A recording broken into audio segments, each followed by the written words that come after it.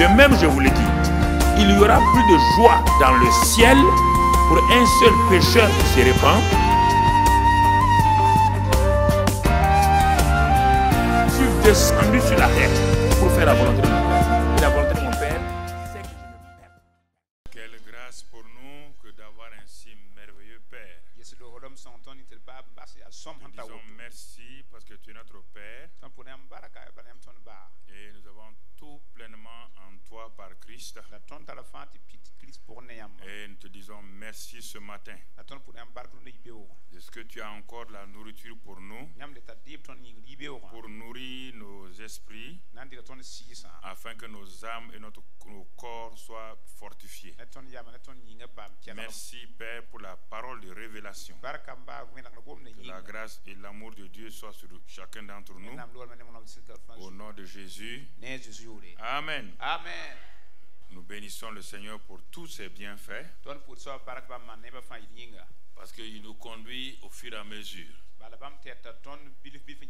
Ce qui est sûr et certain, la parole qui nous est donnée depuis quelque temps, avec les témoignages que nous recevons de l'extérieur et comme de l'intérieur du pays, c'est en train de bouleverser la vie de plusieurs qui ne savaient pas que la vie chrétienne c'était simplement donc basé sur le Saint-Esprit et la parole. Beaucoup d'efforts de combat spirituel inutiles. Beaucoup d'efforts où les gens se sont battus. Combat spirituel. Combat spirituel. Ils n'ont ni la paix ni la joie. Jésus dit, venez à moi, vous tous qui êtes fatigués et chargés, et je vous donnerai du repos. On vient en Christ, on n'a pas de repos. Tout le temps, c'est les démons, les esprits mauvais. Quelque chose ne va pas quelque part. Si Christ n'a pas vaincu, qui pourra vaincre parmi nous ici? Qui pourra vaincre dans ce monde-là? Et c'est pourquoi mon frère, ma soeur, avec ce que Dieu a fait, ce que Dieu a dit, Dieu dit, si vous me connaissez, quand moi je dis quelque chose, elle arrive. Et quand j'ordonne, quand je prends une ordonnance, une loi, la loi là se manifeste. Alors, bien-aimés frères et sœurs, c'est ça la vie chrétienne. La vie chrétienne, ce n'est pas l'ensemble de ce qu'on fait les dimanches. Ce ne sont pas les activités. La vie chrétienne n'est pas une religion, c'est une relation. Relation entre Dieu et l'homme à travers son Fils Jésus. C'est certain, ça ne perce pas parce qu'ils ont vécu dans des familles assez difficiles. Mais quand ils sont venus à Christ, ils n'ont pas laissé leur intelligence être renouvelée par la parole de Dieu. Ils vivent dans l'atmosphère de leur famille. Il n'y a aucun père sur la terre qui soit parfait ni une mère. C'est pourquoi Dieu a fait sortir. Dieu dit que son amour, l'amour qu'il a pour nous, n'est pas d'abord un amour philéo. C'est un amour agapao. Et cet amour agapao est unilatéral et souverain. Si tu as écouté mercredi et vendredi jusqu'à présent tu n'es pas guéri, c'est que vraiment ton cas est un peu difficile. Dieu dit que lui il a tant aimé le monde. Quand? Avant que le monde n'ait été créé. C'est ça le mystère de la parole de Dieu. C'est écrit dans la parole de Dieu. Il dit que lui il a prouvé son amour envers nous. La seule preuve de l'amour de Dieu, ce n'est pas parce que Dieu t'a donné une famille, ni un travail, ni un succès. La seule preuve de l'amour de Dieu, c'est la mort de son fils. Quand tu regardes la mort de son fils, l'amour de Dieu est là. Et quand tu acceptes ce fait divin là, c'est ça qui vient pour guérir tout ton cœur. Mais tant que tu vas vouloir dire à Dieu, si tu m'aimes, fais ceci. Si tu m'aimes, fais cela, tu vas échouer en permanence. Pas de problème, c'est que si Dieu aime mon enfant, il n'a qu'à faire ça. Ah bon? Qui l'a créé ton enfant? C'est toi? Maman, toi qui as créé ton enfant? Si Dieu aime mon mari, il n'a qu'à le sauver. Jésus est mort pourquoi alors? Il est mort pourquoi? Hein? Il a dit quand je serai élevé, j'attirerai tous les hommes à moi. Maintenant, il faut savoir comment, par quel moyen on attire. Quand tu veux du poisson, le poisson est à ta disposition. Où? Dans l'eau?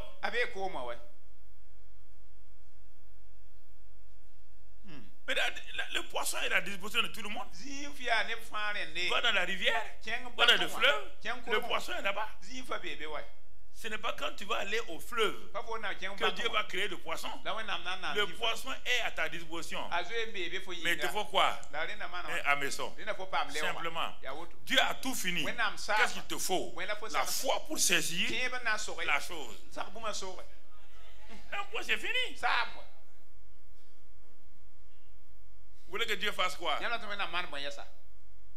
Le christianisme dans le monde aujourd'hui est faible à cause de ça.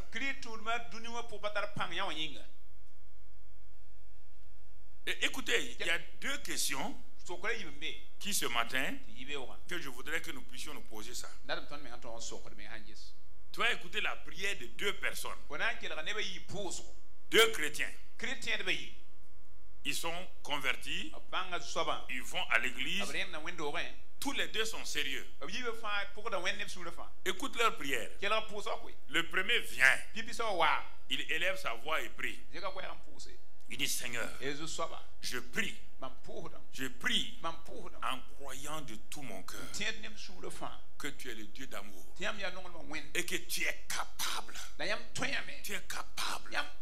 de me protéger, de protéger ma famille. Tu es capable de donner du succès à mes enfants. Tu es capable de me délivrer des démons. Seigneur, oh je le crois, tu es capable de me bénir. Tu es capable de me rendre prospère. Oh merci Seigneur, je sais que tu le fais. Je sais que tu es fidèle. C'est au nom de Jésus que j'ai prié. Lui il s'en va. Le deuxième chrétien vient. Il dit Père, je te rends grâce car je me repose sur le fait de l'œuvre achevée de Christ. Et je sais que par cette œuvre achevée là, tu m'as béni de toutes les bénédictions. Tu m'as déjà guéri, tu m'as délivré, tu m'as rendu prospère. Seigneur, je te rends grâce. Parmi les deux prières là, quelle est la prière que Dieu accepte?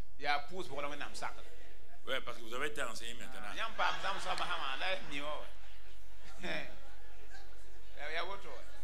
La plupart de vos prières étaient comme la première là.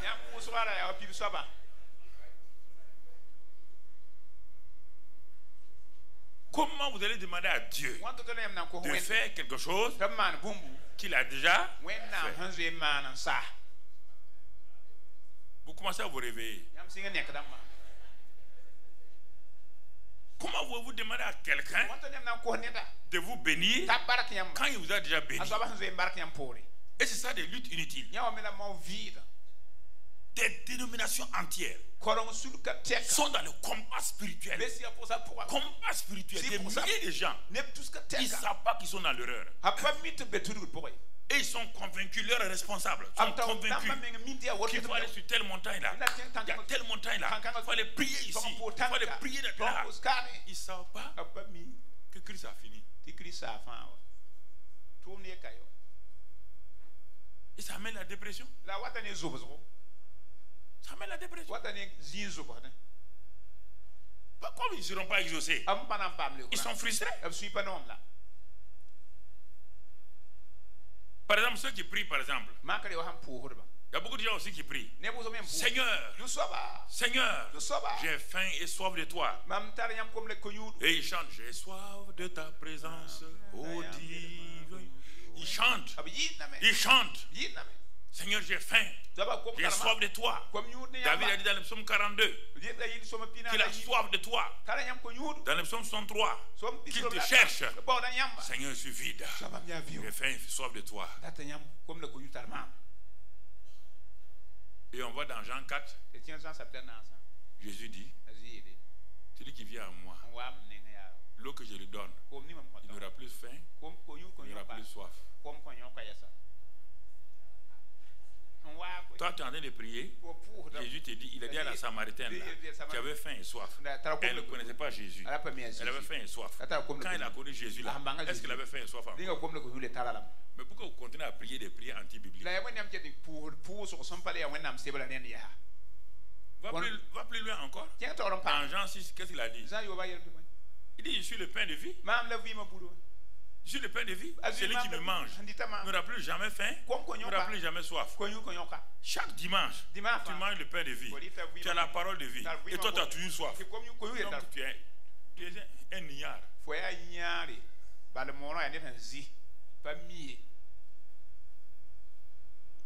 Les intercesseurs là, vous menez les gens dans l'erreur totale. Oh, on a soif de toi. Mais Jésus dit, la Samaritaine est venue au puits. Mais je vous ai enseigné, vous ne comprenez pas. J'ai pris cet exemple-là. Car les gens de l'Ancien Testament passaient le temps à dire, oh Dieu, nous avons faim de toi. David a dit, il a faim et soif. Mon âme te cherche dans le désert. Mon esprit te cherche au-dedans de moi. J'ai faim, j'ai soif. Mon père et moi, nous avons fait exprès pour prendre une femme qui avait faim et soif parce qu'elle ne nous connaissait pas. Et on est parti la rencontrer dans un puits. Le puits, c'est le symbole de la soif et de tout. Donc on est parti le rencontrer là-bas. Elle avait faim et soif de Dieu. Mais elle connaissait les choses religieuses. Elle connaissait le Messie qui doit... Elle entendait parler du Messie qui doit venir. Elle savait qu'on adore ici à Jérusalem, qu'on adore sur les montagnes. Elle savait tout ça. Elle savait que c'est le puits de Jacob. Mais elle avait toujours soif. Mais quand elle m'a rencontré, je lui ai dit quoi? Je lui ai dit, ma fille, l'eau que je donne là, quand on boit ça, on n'a plus soif. Et ça devient des fleuves qui jaillissent dans l'éternité. La femme dit, ah bon? Il y a une eau comme ça? Il dit oui. Donne-moi cette eau là. Quand la femme a reçu tout ça, elle est partie au village là. Est-ce qu'elle a couru derrière un homme encore? Hein? Elle est partie appeler qui maintenant? Les hommes pour venir à qui?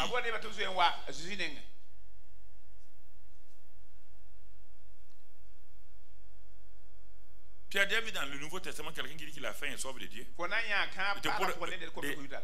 Montre, ouvre la Bible. Celui qui croit en moi, des fleuves d'eau vie jailliront. Toi, tu es fleuve. Comment un fleuve peut avoir soif?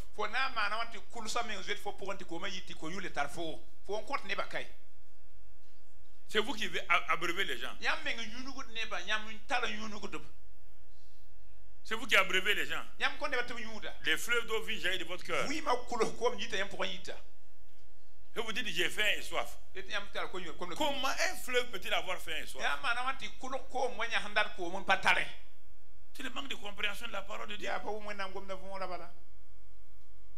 Et vous êtes en train de jeûner et prier. Jeûner et prier, on dit, mais c'est quoi? J'ai soif de Dieu. J'ai faim de Dieu. Mais Dieu est en toi. Qu'est-ce que le Saint-Esprit fait en toi? Comment quelqu'un peut avoir le Saint-Esprit? Et les fleuves d'eau vive coulent du Saint-Esprit. Et il a faim et soif de Dieu. De quel Dieu? De quel Dieu? L'ignorance détruit mon peuple à travers le monde. Partout c'est ça. Le réveil en toi. Tu as vu Jésus faire quel réveil? Là où il allait là. C'est ça le réveil. Vous parlez du mouvement de l'eau. Le mouvement de l'eau à la piscine de Bethesda n'est pas un réveil. C'est un mouvement de l'eau. Vous aimez ça? Quand Jésus est arrivé à ce lieu de réveil là, l'eau a fait quoi? L'eau a cessé de se mouvoir. Les gens nous ont dit au revoir. Le patron est venu, nous on est parti. Mais quand il a guéri les gens, est-ce que les gens aimaient ça? Il a guéri quelqu'un. Personne lui a dit guéris-nous. Tout le monde fait des choses spectaculaires. Maintenant, je viens, il fait bouger l'eau. C'est un spectacle. Même si on n'est pas guéri, on va assister au spectacle. Le divin médecin vient. Il peut guérir tous les malades. Personne ne s'intéresse à lui. Voici la misère des chrétiens. Du monde entier. Européens, Africains, Américains, Asiatiques. C'est le problème. C'est la misère. Jésus est en eux. Les fleuves d'eau sont en eux. La piscine est en eux. Le puits est en eux. Tout est en eux. Et ils sont en train de chercher une paix. C'est ça qui amène la drogue. C'est ça qui amène l'alcool. C'est ça qui amène les plaisirs. Quand on n'est pas satisfait, la présence de Dieu en nous, on cherche autre chose pour compenser. C'est ça qui fait que tu cours derrière l'argent, derrière la renommée. Tu n'es pas satisfait. Va en prison. Demande aux prisonniers. Qu'est-ce qui les amène en prison? C'est cette soif-là. Ils sont insatisfaits. Sois insatisfait. Pourquoi tu cours à gauche, à droite? Tu es insatisfait. Insatisfait. De quoi tu as soif? Parce que tu ne réalises pas qui est en toi. Comment quelqu'un qui a une source en lui en train de courir pour aller à une fontaine? C'est anachronique. Vous ne prenez pas le temps pour laisser le Saint-Esprit lui laisser le temps de faire jaillir ses fleuves. Vous avez remplacé la communion avec le Saint-Esprit avec vos activités. Les activités épuisent les gens. Les activités, ça bouffe ton énergie et ta vigueur. Et tu n'es pas renouvelé. C'est ça, frère. La vie chrétienne, mon frère, ce n'est pas une vie du désert où tu as ton petit bidon d'eau à accrocher et tu as des oasis. Quand tu arrives aux oasis, tu es content. Après encore, tu reprends le voyage au prochain oasis, en train de peiner. Quand tu vas arriver au prochain oasis, à une prochaine visitation de Dieu. Nous disons ces choses, la visitation divine. Mais en réalité, Dieu n'est pas en train de nous visiter. Il a fait de nous sa demeure. Il n'est pas un visiteur du jour. Il est l'hôte de la maison. Il n'est pas un visiteur. Jésus n'est pas un visiteur. Non. Il est l'hôte. C'est lui qui loge dans la maison. Alors donc tu comprends? C'est deux questions dont tu comprends. Seigneur, je sais que tu es capable.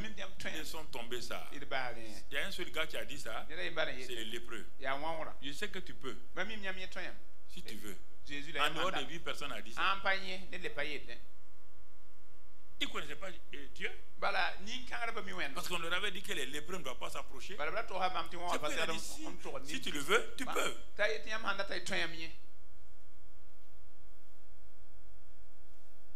Il est capable. Tu n'as pas besoin de dire ça à Dieu. Ça, c'est une information. Tu informes Dieu qu'il est capable. Oui, mon ami. Il ne faut pas m'informer.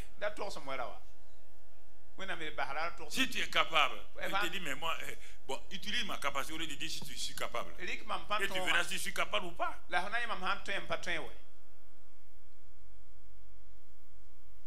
C'est pourquoi partout dans le monde, là, quand je regarde les gens, la dépression, des enfants de 10 ans, dépression. En Europe, là, des enfants de 10 ans, 12 ans, dépression. Ils veulent se suicider. Ils ont l'argent, ils ont la nourriture, ils ont la bonne santé, ils ont des hôpitaux, ils ont tout, mais ils veulent mourir. Quelque chose ne va pas. Ils ne connaissent pas la profondeur de Dieu. Parce qu'ils ont une religion chrétienne. Ils n'ont pas la vie. Ils ont la religion. La religion ne sauve pas quelqu'un. La religion ne transforme pas quelqu'un. C'est la relation avec Jésus. Et cette relation-là d'intimité avec Jésus qui donne la vie. Mon frère, ce matin, donc, notre titre maintenant, c'est la nouvelle création, Sados, sur ce que Dieu a dit et fait en Christ pour prier et agir. La nouvelle création, Sados, sur ce que Dieu a dit et fait en Christ pour prier et agir.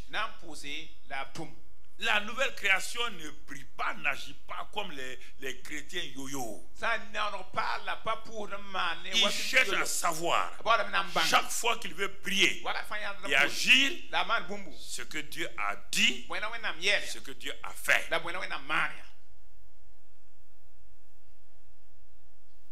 La nouvelle création, c'est-à-dire le chrétien qui dit qu'il est né de nouveau. Je ne parle pas des chrétiens dénominationnels. Des gens qui sont nés dans le christianisme, ils ne sont pas chrétiens. Non. Non, mon ami.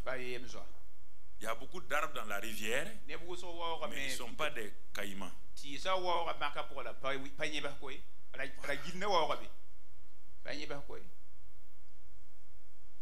Quand quelqu'un est né de nouveau, il est né par quel moyen? Deux moyens.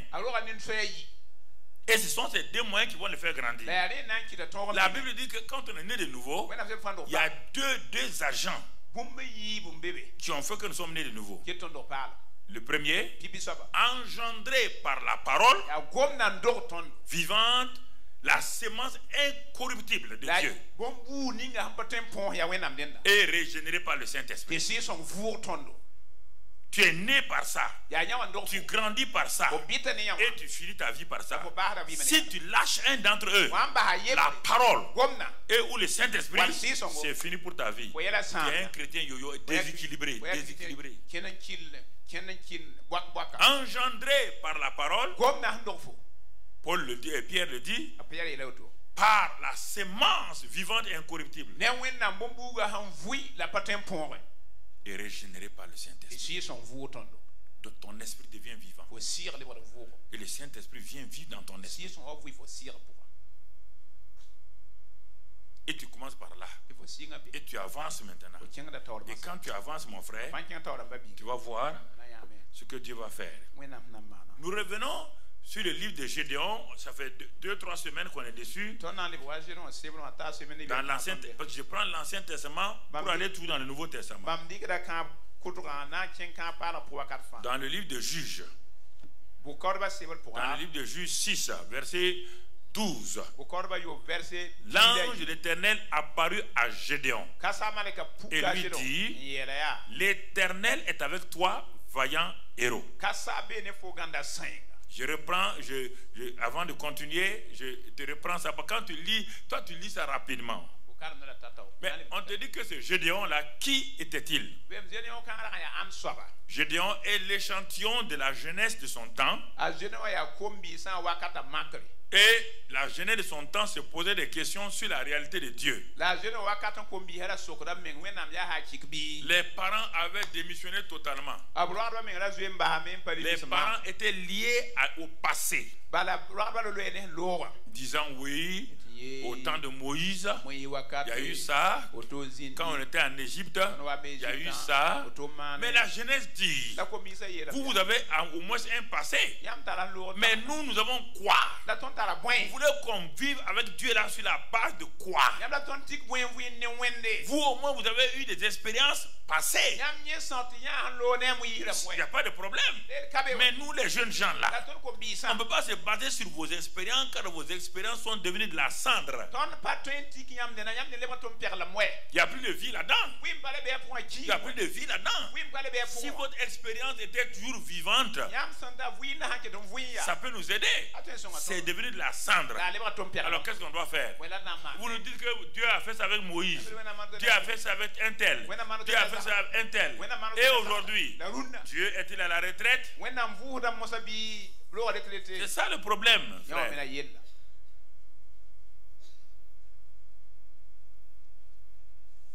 Il était tellement culpabilisé, complexé, donc rempli de peur, à tel point quand ils récoltaient tous, ils s'en vont, ils cachaient leur récolte dans des cavernes.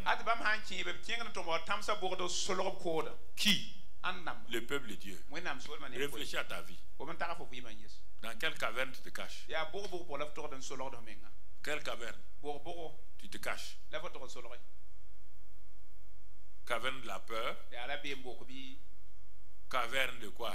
De la timidité. Caverne de la culpabilité. Du rejet. On m'a rejeté. Mes parents m'ont rejeté. Tu es encore dans ces cavernes là. Tu n'es pas sorti encore. À mon enfance, on m'a fait ça. Tu es dans ça. Tu n'es pas encore sorti. Donc tu n'as pas rencontré le Dieu vivant. Tu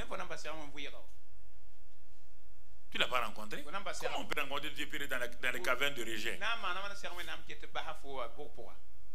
Caverne de la culpabilité, pourquoi? En vertu de quoi? Il était dans ces cavernes-là. Et Dieu vient. Il lui dit, salut, salut. L'Éternel est avec toi, vaillant héros. Vaillant héros. Écoutez, l'homme n'a rien fait. Un héros selon le monde, surtout vaillant héros. Vous comprenez? C'est un homme qui a fait des exploits. C'est un homme qui a sauvé son pays ou qui a sauvé des gens. C'est un héros national. Comme les grands soldats, les Napoléons, des gens qui ont fait de grandes batailles. On les appelle les héros. Et on dresse des statues pour eux. Mais voici un homme qui n'a rien fait, qui est peureux, qui se cache dans les cavernes. C'est ça votre problème. C'est ça votre situation que vous ne voulez pas accepter. Et Dieu vient, il te regarde. Toi le peureux, la peureuse, la rejetée, la culpabilisée, la timide, celle qui pense qu'elle n'est rien. Dieu dit, tu es un vaillant héros. Pourquoi? Parce que lui-même est avec toi.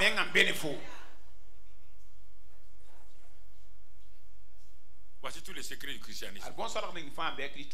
Dieu prend un zéro. Zéro. Dieu est un. Quand il vient se mettre un devant zéro, c'est quoi maintenant? 10. Ça c'est Dieu. Ça c'est la vie chrétienne. Il prend des zéros, il met un 1 devant. Quand il a mis un 1 maintenant, les zéros vont valoriser le 1. Quand il met un 0, ça fait 10. Si tu continues, tu dis mettre un deuxième zéro, tu deviens 100. Tu dis mets un troisième zéro, tu deviens 1000. Mais si tu mets 1000 zéros et on enlève le 1, ça fait quoi? 0. Si ta vie chrétienne, tu as beau faire des 0, 0, 0, si tu oublies le 1 là, tu n'es qu'un 0.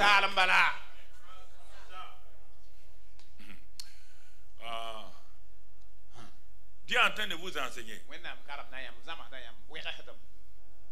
Gédéon. Il dit vaillant héros. Parce que je suis avec toi. Je suis avec toi. Tu comprends? Le verset 14. Qu'est-ce que le 14 dit? Et Gédéon a voulu parler. Dieu n'a pas écouté. L'Éternel se tourna vers lui et dit, va avec cette force que tu as.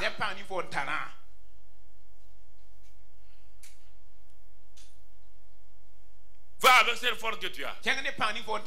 Mais il n'avait rien. Humainement, il n'y avait rien. Rien. Il n'y a pas d'armes. Il n'y a rien. Dieu dit, mais non, je suis avec toi. Dès le moment où je suis avec toi, va avec cette arme, cette capacité, cette puissance que tu as. Et délivre mon pays, mon peuple. C'est ça que Dieu nous a donné. C'est ça que Dieu nous a donné. Frères et sœurs, Dieu nous dit à nous la nouvelle création. Romains 8, 37. Romains 8, 37. Qu'est-ce que Dieu nous dit? Ça, c'est, il dit pour nous, dans toutes ces choses-là, les choses qui ont été citées avant, c'est-à-dire on a vu la nudité, la guerre, tout ça. Dans toutes ces choses, nous sommes plus que vainqueurs par celui qui nous a aimés. Et là aussi, toi, tout à l'heure, comme Gédéon, tu commences à dire, mais où est-ce que je suis plus que vainqueur? On dit à quelqu'un vaillant héros. Il n'a jamais combattu. Le secret, Dieu est avec toi. Le même Dieu se tourne vers toi. 3000 ans plus tard, il se tourne vers toi. Il dit, tu es plus que vainqueur par celui qui t'a aimé. Pas celui qui va t'aimer. Il t'a aimé. Il t'a rendu plus que vainqueur. Et là, tu vas aller prier. Tu vas aller prier pourquoi? Ta prière, c'est pour dire quoi? Seigneur, rends-moi capable. Ou bien ta prière là, c'est pour rendre grâce à Dieu parce qu'il t'a rendu capable. Voilà le problème maintenant. Il t'a rendu capable. 2 Pierre 1, 3. Il t'a rendu capable comment? Comme sa divine puissance nous a donné tout ce qui contribue à la vie et à la piété. Sa divine puissance nous a tout donné. Tout. La puissance de Dieu nous a donné tout ce qui contribue à la vie et à la piété. Il n'y a personne ici ayant reçu Christ qui n'a pas cette vie et cette piété en lui.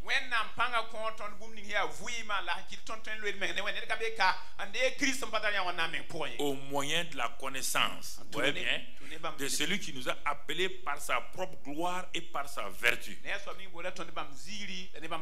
Et sa gloire et sa vertu, regarde la suite, lesquelles nous assurent de sa part les plus grandes et plus précieuses promesses. Dans quel but? Afin que par elles, vous deveniez participants de la nature divine. Participants de la nature divine. En fuyant la corruption qui existe dans le monde par la convoitise. Sa puissance nous donne tout ce qui contribue à la vie et à la piété. Pour que nous soyons quoi? Participants de sa nature divine. Et quand nous comprenons ça, maintenant, tout cela va faire quoi? Va nous permettre de donner dos à la corruption, aux choses qui sont anormales. Voilà tous les secrets de la vie chrétienne. Voilà tous les secrets de la vie chrétienne. Mon frère, ma soeur, la vie chrétienne s'adosse sur ce que Dieu a déjà dit et fait. Non sur ce que je vais faire. La vie chrétienne s'adosse sur l'œuvre achevée de Christ. L'œuvre achevée de Christ. Premièrement, la croix. Je suis réconcilié. Satan est défait. Je suis mort là-bas. Premier élément. Ensuite, l'ensevelissement et le séjour des morts. Et après, la résurrection. Jésus est ressuscité, le premier-né d'entre les morts, le premier-né d'entre les morts, afin de commencer une nouvelle génération d'hommes. Par sa mort à la croix de Calvaire, il a mis fin à la génération d'Adam. La nature adamique a été crucifiée. Il a fini avec la race d'Adam. Et par sa résurrection d'entre les morts, il est dit qu'il est le premier d'entre les morts afin d'être le premier des frères. Tu n'es pas frère d'Adam, tu es frère de Jésus-Christ. Et en ce moment-là, tu es dans une nouvelle espèce d'homme qu'on appelle la nouvelle création, qui n'a pas de passé spirituel. Mais toi, tu regardes ton corps et ton âme. On parle d'abord de l'esprit. Quand tu acceptes ces vérités, ton âme commence à être impactée. Et quand ton âme est impactée, ton corps est impacté. La puissance divine, l'esprit de vie qui est entré dans le corps mort de Jésus, ce même esprit de vie rentre dans ton âme, restaure ton âme et guérit ton corps. Et la santé divine devient ton partage. Alléluia. Gloire à Dieu. Comment? C'est pas possible. C'est une réalité. Je ne parle pas de ma tête. Je parle avec là mon cœur. Ma tête n'a rien à voir dans ça. Oh. Regardez, frère. Il y a une atmosphère de gloire dans cette salle et au dehors. Partout là où nous sommes tous les gens. Si tu arrives à capter ça, tu captes ça là. Mon frère, tout est accompli pour toi. Alléluia. Notre capacité, mon frère, ma soeur, notre victoire, notre tout cela repose sur premièrement le Saint-Esprit. Repose sur le Saint-Esprit. Regardez dans 2 Corinthiens 3:3. 2 Corinthiens 3:3. Il dit, vous êtes manifestement une lettre de Christ. Regardez, c'est difficile que vous acceptez. Il dit, vous êtes manifestement une lettre de Christ, écrite par notre ministère, non avec de l'encre, mais avec l'esprit de Dieu vivant. Non sur les tables de pierre, mais sur les tables de chair, sur les cœurs. Voici tous les secrets. Vous êtes une lettre écrite par l'Esprit de Dieu sur les tables de chair, votre cœur. Verset 5, verset 4. Cette assurance-là, nous l'avons par Christ auprès de Dieu. Ne venez pas pour chercher les choses avec Dieu. Ce qui fait que vous souffrez, vous êtes à la recherche de ce que Dieu a dit, que ça, ces choses-là vous accompagnent. Cette assurance-là, nous l'avons par Christ auprès de Dieu. Par Christ-là, nous avons l'assurance. Ce n'est pas à dire que nous serons capables par nous-mêmes de concevoir quelque chose comme venant de nous-mêmes. Notre capacité, au contraire, vient de Dieu. Dis, ma capacité vient de Dieu. Elle ne vient pas de moi-même.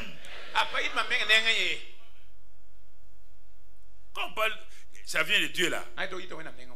Il nous a aussi rendu capables d'être ministres d'une nouvelle alliance. Et tu vas voir, quand on dit Dieu là, c'est quel Dieu? Non selon la lettre, mais par qui? L'esprit. Car la lettre tue, mais l'esprit vivifie.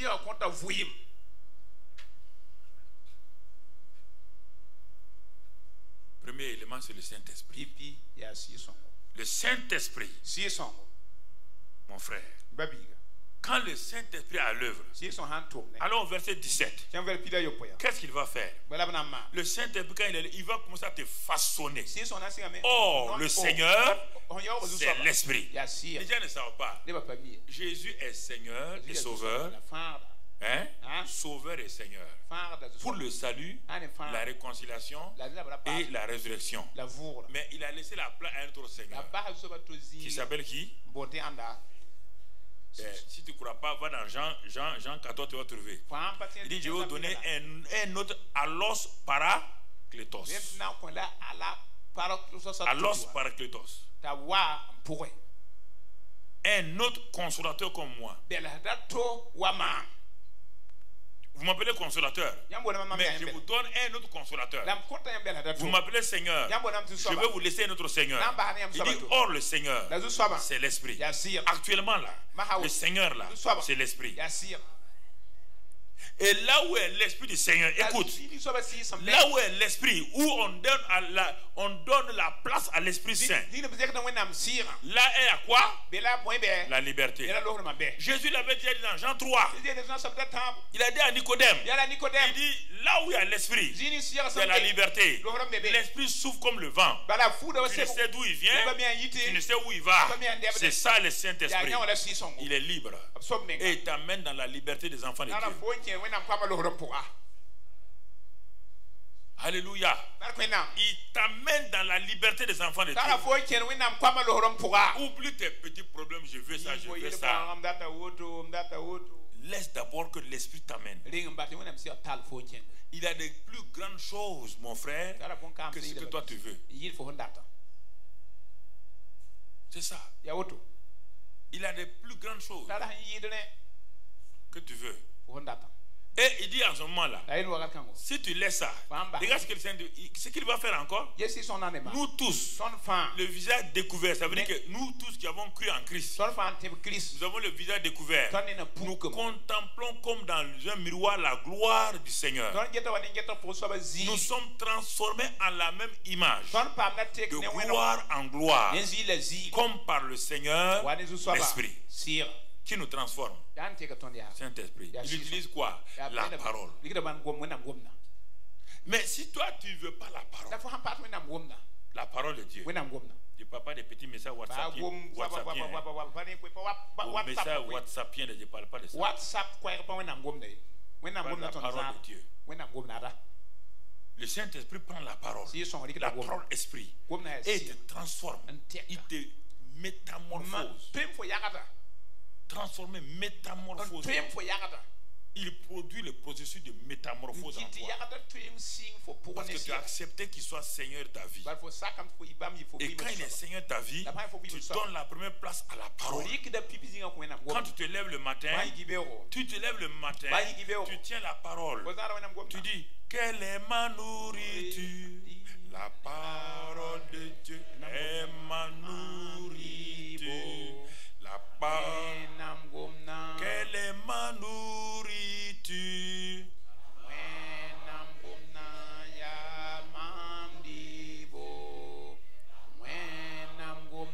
Maintenant tu dis deuxième chose.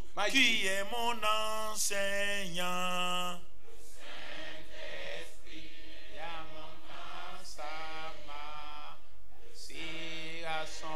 Et tu vois, ma nourriture, c'est la parole. Mon enseignant, c'est le Saint-Esprit. Comment je peux échouer? Alléluia.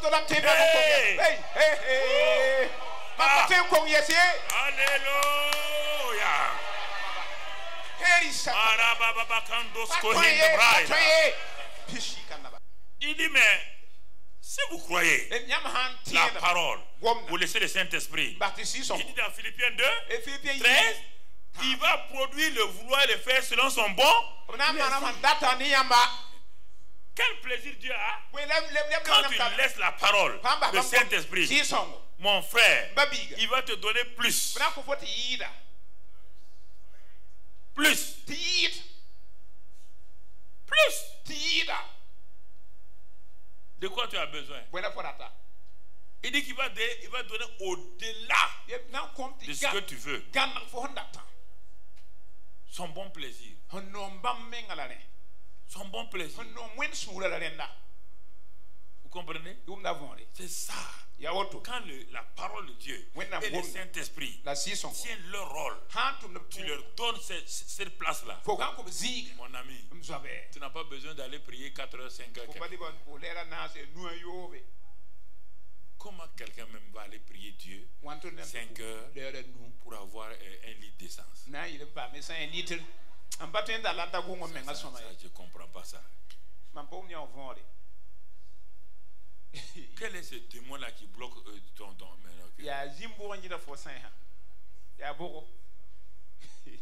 pour connaître la vraie puissance de Dieu, c'est pas quand il a ressuscité Lazare.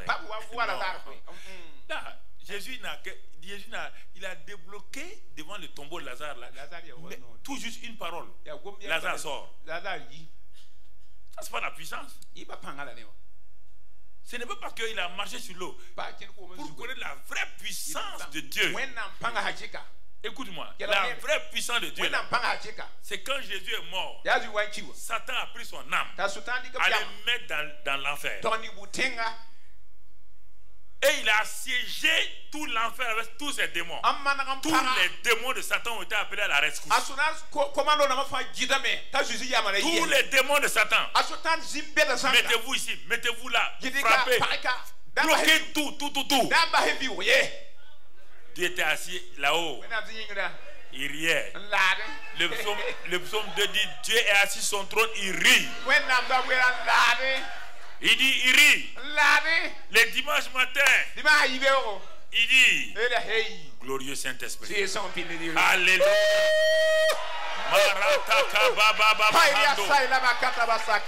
Glorieux Saint-Esprit. Descends maintenant. Alléluia. Les démons ont tout fait. Ils ont dit, chef, il y a un feu ici. Il y a une puissance ici. Satan dit tenez. Dit chef, on ne peut plus tenir. On ne peut plus tenir. On ne peut plus tenir. Quelqu'un est en train de pénétrer l'enfer. On ne peut plus fermer la porte. Il a dit ouvrez vos portes du tombeau. Jésus. Et brusquement, tout est cassé. Et le Saint-Esprit a dit, Seigneur, sortons. Ils sont sortis. Jésus a dit, donne-moi la clé de la mort et du séjour des morts. Il est parti avec ça. Alors, cette puissance-là, cette puissance de la résurrection qui est en toi là, est-ce que quelque chose peut lui résister?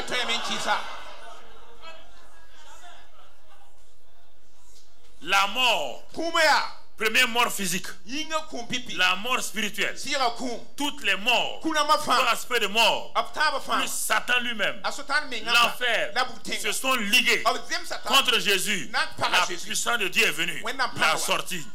Quel est le problème que toi tu as, qui est aussi fort que ces 4 choses-là?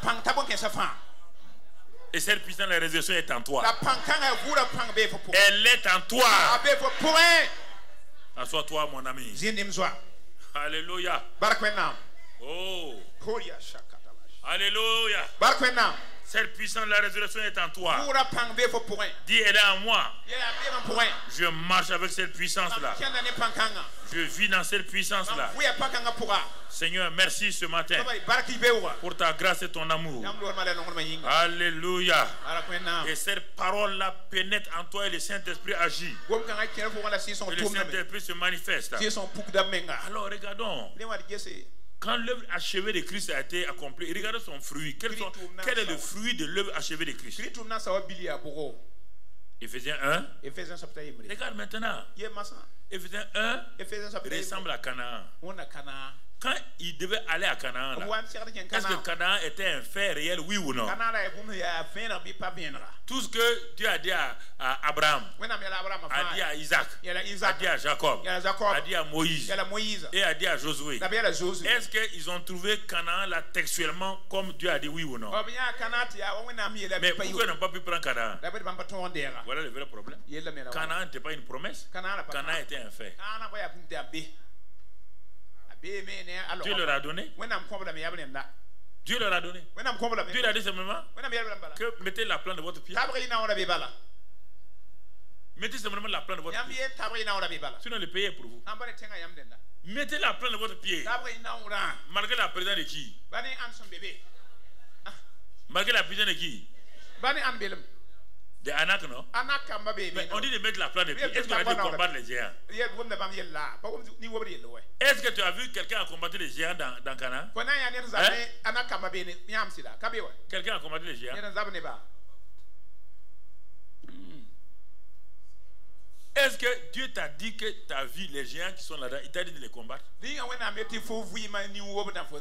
Alors pourquoi vous partez inventer des doctrines que vous allez combattre les géants de Canaan? Tu as vu qui combat? Même Anak là. Même Caleb. Il a demandé quelle montagne? La montagne de qui? De Anakim. Les Anakim là. C'est qui? C'est la tribu des géants.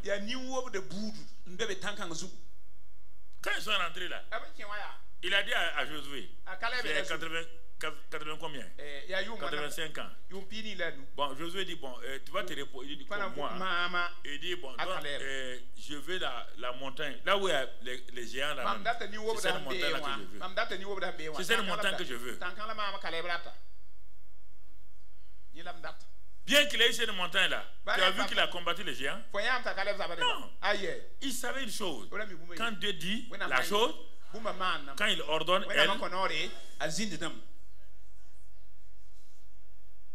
comment ils ont fait pour... Mais, regarde bien. Ça c'est pour eux. Pour nous, notre Canaan c'est Ephésiens 1. Regarde bien. Lisons Ephésiens 1 verset 3. Tu vas voir ton Canaan. Béni soit Dieu le Père notre Seigneur Jésus-Christ, qui nous a bénis de toutes sortes de bénédictions dans les lieux spirituels en Christ.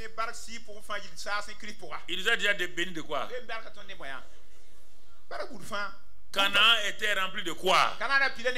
Des bénédictions matérielles, c'est ça, non? Il y avait le lait, il y avait le miel, il y avait les maisons, il y avait tout.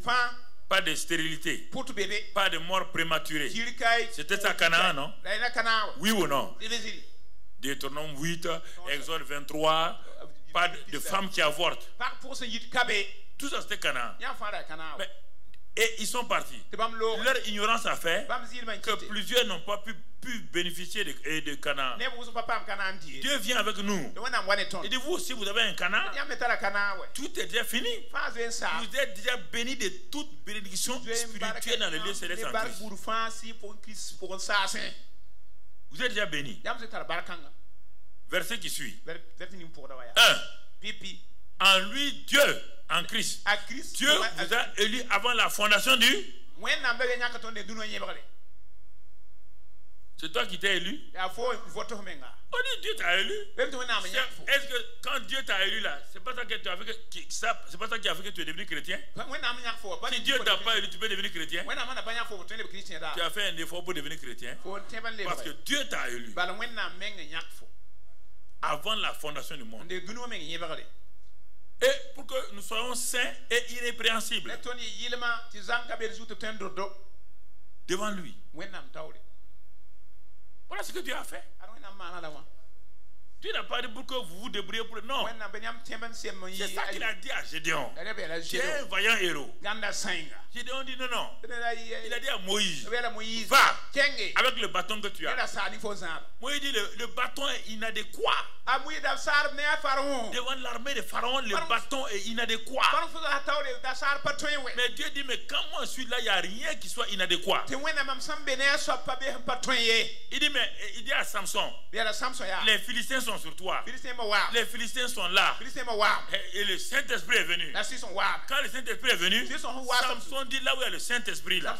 Même si c'était un petit bâton, il a cherché, il a trouvé une mâchoire d'arbre. Ça suffit largement. Vous jouez avec le Saint-Esprit. C'est ça qui fait le problème. Il nous a bénis de toute bénédiction dans le lieu céleste. Il nous a élus. C'est le futur. C'est le présent. C'est quel temps? Passé. Tu as fait quelque chose pour ça? Il nous a élus. Continuons. Nous ayant prédestinés dans son amour à être ses enfants d'adoption par Jésus-Christ. C'est toi qui t'es fait enfant de Dieu. On te donne des choses éternelles. Enfant d'adoption par Jésus-Christ. Selon le bon plaisir de ça. Il s'est assis. Il a décidé lui-même. Voici mon plaisir. Il a dit aux anges, aux archanges, regardez, cette femme-là, c'est mon enfant. Ce garçon-là, c'est mon enfant. C'est mon enfant.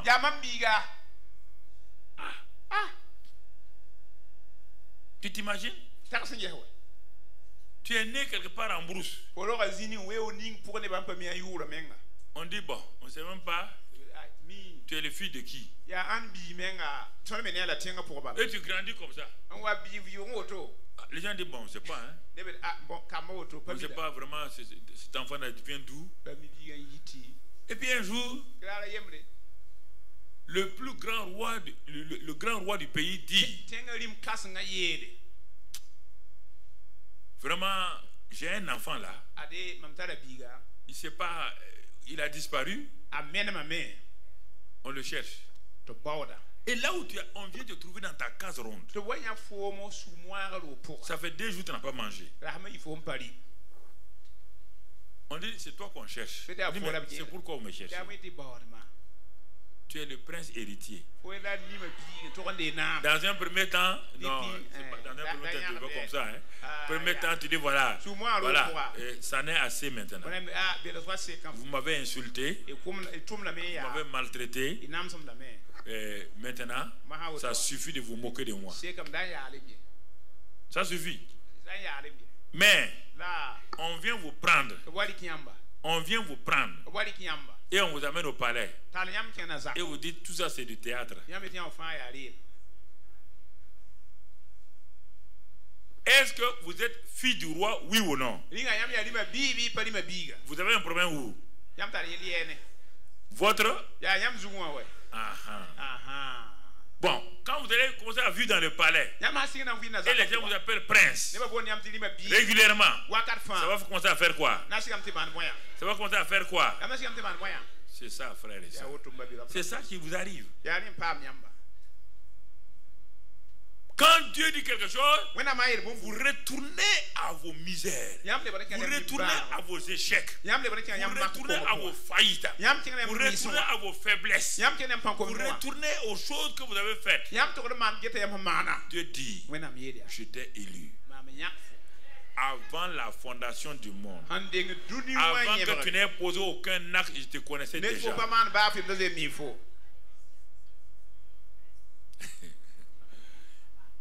Vous n'acceptez pas ça, hein? Avant. Regardons toujours Canaan. Canaan. À la louange de la gloire de sa grâce qu'il nous a accordé en son bien-aimé. Il nous a accordé sa grâce en son bien-aimé. Toujours notre Canaan. En lui, Christ, nous avons la rédemption par son sang. La rémission des péchés. Nos péchés ont été totalement remis selon la richesse de sa grâce. Nos péchés ont été totalement remis selon la richesse de sa grâce que Dieu a répandu abondamment sur nous par toute espèce de sagesse et d'intelligence. nous faisons connaître le mystère de sa volonté, selon le bienveillant dessein qu'il avait lui-même formé en lui-même. Tout ça, c'est lui qui a fait tout ça. Tu n'as rien fait dans tout ça. C'est lui qui a fait tout ça.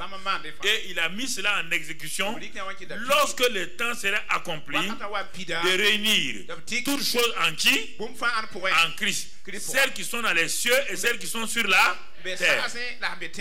En lui, encore regarde. En ton Canaan spirituel là, qui est Christ là, nous sommes devenus aussi héritiers, ayant été prédestinés suivant la résolution de celui qui opère toutes choses d'après le conseil de sa volonté. Tu vois 3 fois, conseil de sa volonté, plaisir de sa volonté. C'est lui, tout ça s'est fait selon sa volonté. Afin que nous servions à la louange de sa gloire, nous qui avons espéré en Christ. En lui, vous aussi, après avoir entendu la parole de la vérité, l'évangile de votre salut, vous allez voir le dernier saut maintenant. Vous avez cru et vous avez été scellés du Saint-Esprit qui avait été pour vous. Le sceau divin est placé sur vous par le Saint-Esprit. Le Saint-Esprit est le sceau. Que tout est fini.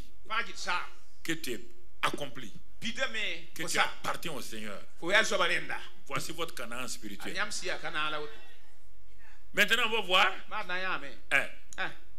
Quand les 12 espions sont partis, envoyés par Moïse, est-ce qu'ils ont trouvé Canaan comme ça, oui ou non?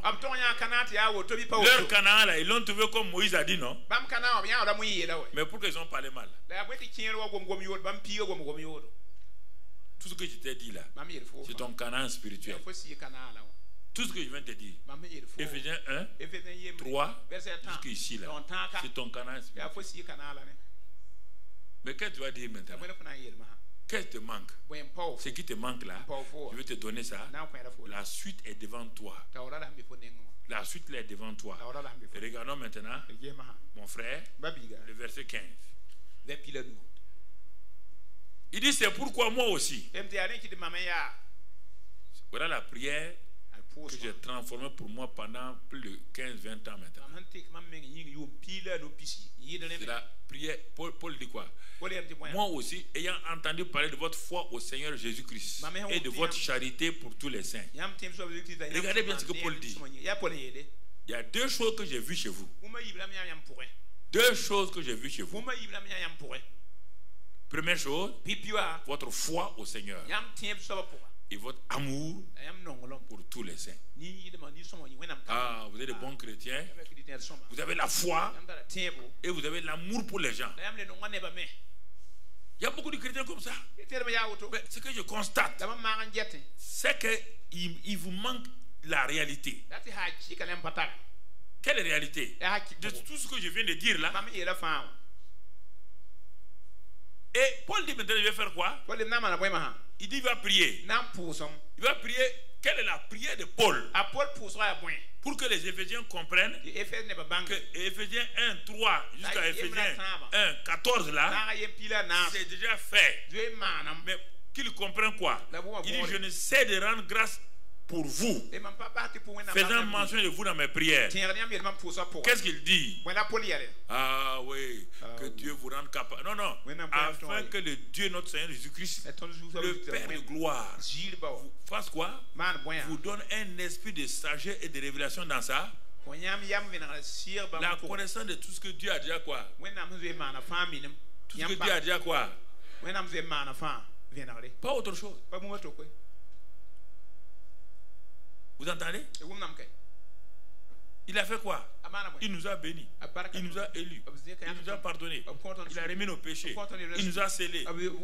Je prie que vous ayez cette révélation-là. Et que cette connaissance-là soit en vous. C'est déjà là. Et que vous sachiez. Regarde maintenant, il dit. Et qu'il illumine les yeux de votre cœur. D'abord la pensée. Vos yeux spirituels. Que vous puissiez voir. Et que vous sachiez quelle est l'espérance qui s'attend à son appel? Et quelle est la richesse de la gloire de son héritage qui réserve au la richesse de sa gloire. Christ en vous, l'espérance de la gloire. C'est en vous là. Il y a une richesse dans ça. Il dit, je prie pour que vos yeux s'ouvrent sur ça. Et quel est envers nous qui croyons l'infinie grandeur de sa puissance. Je prie pour que vous puissiez savoir, reconnaître la grandeur de la puissance de la résurrection qui se manifestant avec efficacité par la vertu de sa force. Et là, cette vertu, cette puissance-là, il l'a déployée en Christ en le ressuscitant des morts. Ce que vous cherchez là, Dieu vous l'a donné. Et quelle est sa preuve? C'est la même puissance là que Dieu a utilisée pour ressusciter Christ d'entre les morts. Et ensuite pour le faire asseoir à sa droite dans les lieux célestes où il doit faire asseoir aussi. Au-dessus de quoi? Regardez votre position. Votre position. Vous êtes au-dessus de quoi? Tout quoi?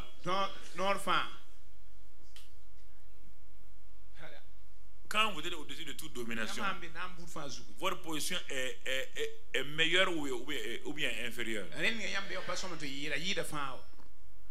Pourquoi vous voulez descendre pour lutter? Si vous descendez dans l'atmosphère de Satan, il va vous avoir. Votre territoire est céleste. On n'a pas dit de paradis, hein? Non, vous n'êtes pas en bord encore. Pas confondre à ça.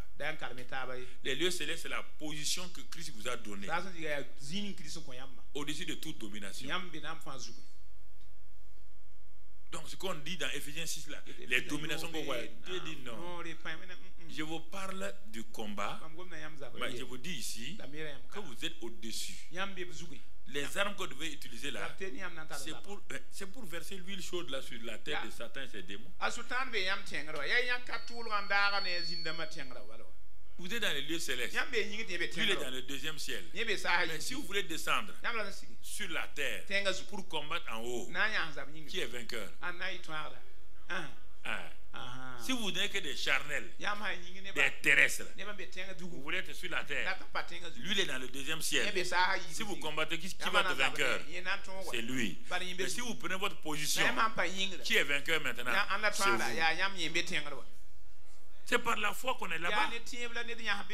Dieu nous a placés là-bas. Ah, je ne sens pas. Tu n'as pas besoin de sentir.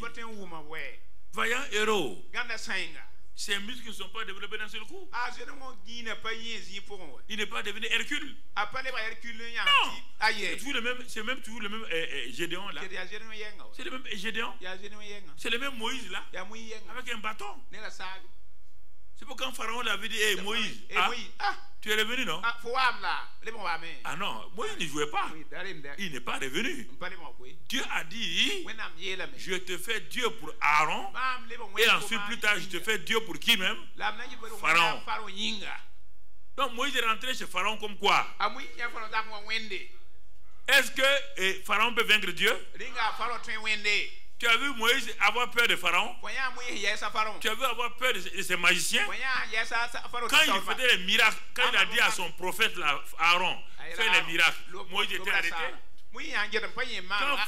Quand Moïse a fait les miracles, Aaron a fait les miracles, et que les magiciens ont fait, est-ce que Moïse a eu peur? Est-ce que Dieu a peur?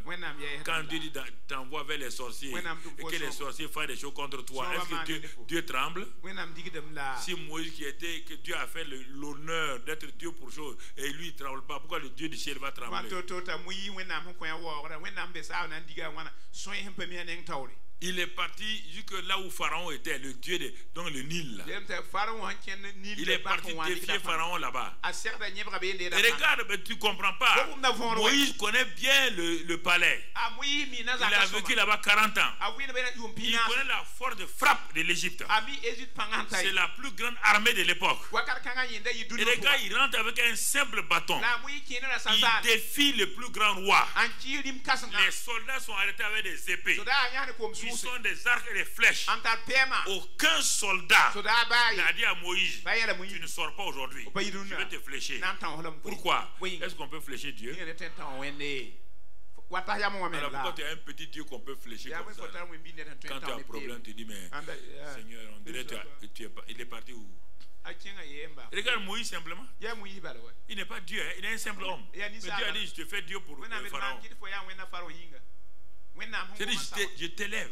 C'est la même chose. Dieu nous a élevés.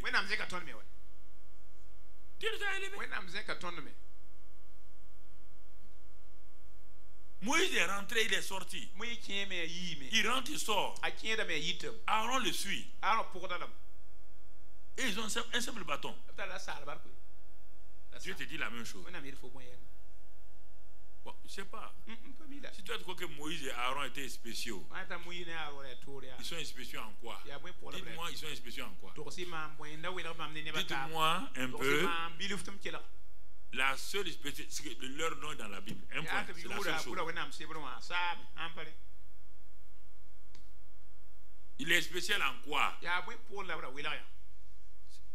Quand Dieu est venu lui parler, il a eu 4 têtes. Hein? Dieu lui a donné des armes. L'arme qu'il a utilisée là, c'était l'arme de qui? C'était le bâton de qui? Un bâton est venu du ciel. C'est le même bâton de Moïse qu'il utilisait en tant que berger. Le problème, vous n'arrivez pas à croire ce que Dieu a dit. Vous n'arrivez pas à croire. C'est ça le problème. Croire que ce que Dieu a dit. Ah bon, moi Dieu peut m'utiliser. Si Dieu ne peut pas t'utiliser, donc ce qu'on dit sur Moïse là, c'est faux. C'est faux. Et si c'est faux, il vaut mieux qu'on parte. Nous sommes des menteurs, des hypocrites. Si Christ n'est pas ressuscité, tout notre message est faux. Si Dieu, le Saint-Esprit, n'est pas puissant, tout notre message est faux. Tout est faux. Et qu'est-ce qu'on va faire? Rien d'autre. Rien d'autre. Tout ce qu'on va prier là. Vous allez prier quoi? Prier qui? Prier un Dieu incapable, un Dieu impuissant. Vous allez prier pour faire comment? Il va vous aider comment? Si vous ne croyez pas ce qu'il dit qu'il est, et si vous ne croyez pas ce qu'il dit de vous, toute domination, toute autorité, tout nom qui se peut nommer, toute dignité, il a tout mis sous ses pieds. Et nous sommes le corps de Christ. Jésus est la tête. Nous sommes le corps. Donc nous faisons partie des pieds. Il a mis tout sous nous.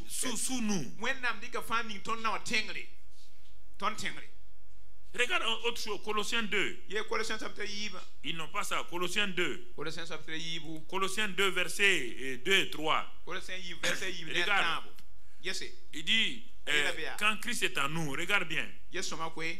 Quand Christ est en nous, il est dit, afin qu'ils aient le cœur. Je veux en effet que vous sachiez combien est grand le combat que je soutiens pour vous. Et pour ceux qui sont à Laodicée. Et pour tous ceux qui n'ont pas vu mon visage en la chair. Afin qu'ils aient le cœur rempli de consolation. Qu'ils soient unis dans l'amour. Et enrichis d'une pleine intelligence. Pour connaître le mystère de Dieu. Savoir Christ. Tout le mystère de Dieu. C'est Christ. Il n'y a pas autre chose. Tant que tu ne vas pas voir Christ tel qu'il est là, Christ, c'est loin de Dieu. C'est-à-dire, on parle du Saint-Esprit. C'est ça. C'est-à-dire Jésus qui a été élevé dans sa position céleste. On n'a pas dit Jésus, on dit Christ. Tout le mystère de Dieu, c'est Christ. Et c'est Christ, regarde ce qu'il est. Mystère dans lequel sont cachés. Écoutez, tous les trésors de la sagesse et de la connaissance, on dit science ici, de la connaissance. En Christ, il y a quoi? Tous les trésors de la sagesse et de la science. Va au verset 9. Verset 9. C'est Christ, regarde très bien. Il y a tous les trésors cachés en lui. Le verset 9 maintenant. Verset 9. Verset 9. Car en ce Christ-là habite corporellement toute la plénitude de la divinité. Tous les trésors sont en lui. La plénitude de la divinité est en lui. Écoute-moi très bien. Et on te dit que ce Christ-là, il est en toi. Et regarde maintenant. Comme il est en toi, verset 10 dit quoi? Vous avez tout pleinement en lui, qui est le chef de toute domination et de toute autorité. Vous avez tout en lui. Tout. Votre faiblesse là, c'est votre incrédulité. Non. Non, non. Allez-y prier comme vous voulez. Si vous refusez ça là, allez prier comme vous voulez.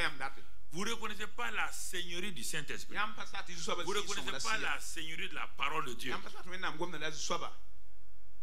Vous allez faire quoi? Rien. Rien. Absolument rien. Voici tout le message. Tout le secret est là. Il n'y a pas à dire on va faire ça. Quand tu pries en rendant grâce. Tu pries en bénissant le Seigneur. Tu ne pries pas pour avoir des choses. Pour avoir lesquelles.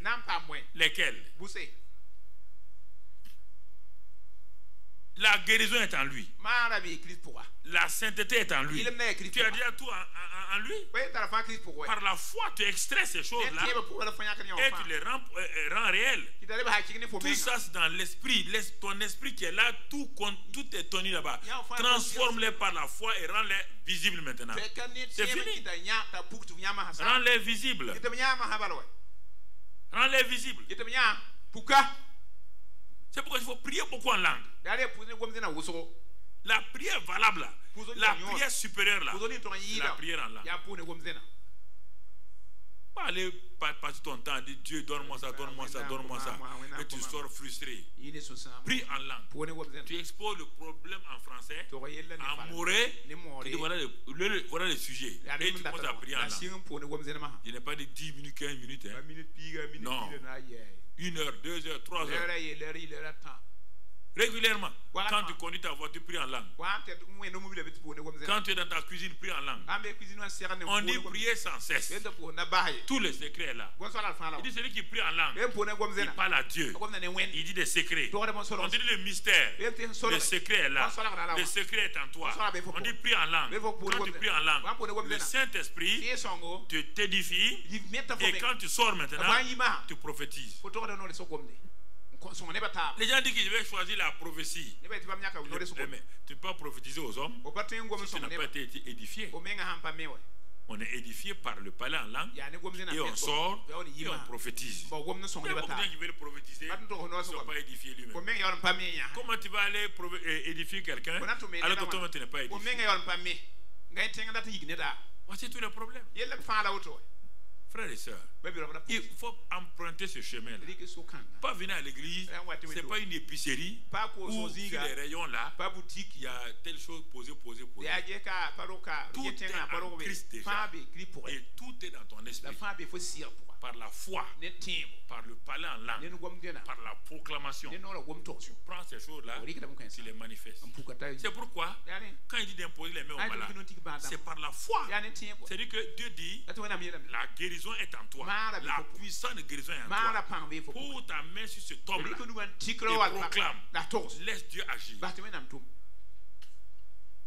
Laisse Dieu agir. C'est des secrets comme ça. Dis la chose. Il dit sème. Isaac, sème. Toi, tu n'as qu'à faire seulement. Fais. Ce qu'il a dit là. Fais-le. Remplissez tous les vases. Puisez. Allez montrer au maître de cérémonie. Ce qu'il a dit là, c'est ça qu'il faut faire. Il n'y a pas de temps. On n'a pas ceci, on n'a pas cela. Tout ce qui est visible a été fait par l'invisible. Hébreux 11, versets 2 et 3. Tout le visible là, que tu vois là a été fait à partir de l'invisible. Et c'est pourquoi je te laisse la prière finale dans Colossiens 1, Colossiens 1, verset 9 à 11. Ce verset-là, ce passage, je le connais par cœur, je le cite partout il y a longtemps, très longtemps. Mais je l'ai transformé en prière personnelle. C'est le même Paul encore. Il a prié pour les Éphésiens de l'autre côté. Quant aux Colossiens, il prie pour eux. Il dit c'est pour cela que nous aussi, depuis le jour où nous en avons été informés, nous ne cessons de prier Dieu pour vous et de demander que vous soyez remplis de la connaissance de sa volonté en toute sagesse et intelligence spirituelle, et pour que vous marchiez d'une manière digne du Seigneur et lui être entièrement agréable, portant des fruits en toutes sortes de bonnes œuvres et croissant par la connaissance de Dieu, fortifié à tous égards par sa puissance glorieuse, en sorte que vous soyez toujours persévérants et patients. Quand j'ai fini de prier, c'est ça que dit Seigneur, remplis-moi de la connaissance de ta volonté en toute sagesse et intelligence spirituelle, pour que je marche d'une manière digne de toi et que tu sois entièrement agréable, portant des fruits en toutes sortes de bonnes œuvres et croissant par ta puissance de gloire, fortifié à tous égards par ta puissance glorieuse, en sorte que je sois toujours avec joie, persévérant, patient. Remplis-moi, illumine les yeux de mon cœur, donne-moi Seigneur de connaître, illumine les yeux de mon cœur, que la sagesse, que je sache que moi-même je suis, le Saint-Esprit est en moi et que les bénédictions de Dieu sont en moi. Je suis assis dans les lieux célestes. Voilà comment je prie. Alléluia.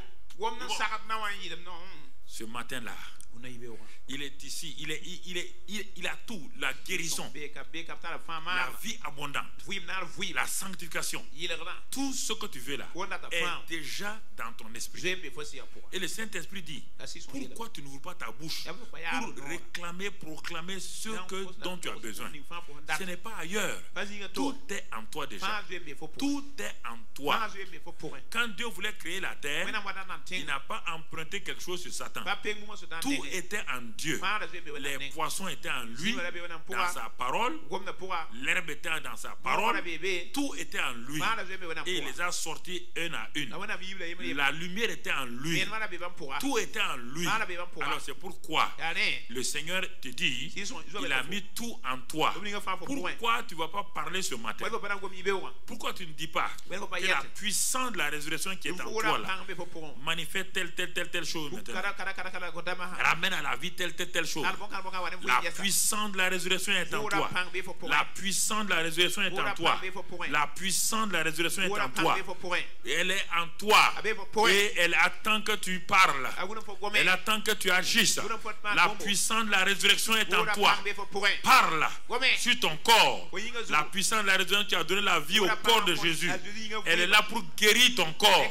Proclame que la guérison est en moi. Que la bonne santé est mon héritage. Tu es hérité et parle. Que l'enfantement est mon héritage. Parle. Que le mariage est mon héritage. Parle. Que le succès à l'examen est mon héritage. Dieu ne veut pas que j'échoue. Le succès est mon héritage. Toutes ces choses sont en toi déjà. La victoire est mon héritage. Je suis plus que vainqueur. Je suis plus que vainqueur. Je suis plus que vainqueur. Tout Canaan spirituel est en moi. Tout est en moi. La victoire est en moi. Le succès est en moi. Tout est en moi. Merci Seigneur. Merci pour ta grâce. Merci pour ta fidélité. Merci pour tous tes bienfaits. Sois béni et sois loué. Car j'ai tout. Je puis tout par Christ. Je puis tout par Christ qui me fortifie. Je puis tout. Je puis tout par Christ qui me fortifie. Merci Seigneur. Sois béni et sois loué au nom de Christ Jésus. Amen, amen et amen.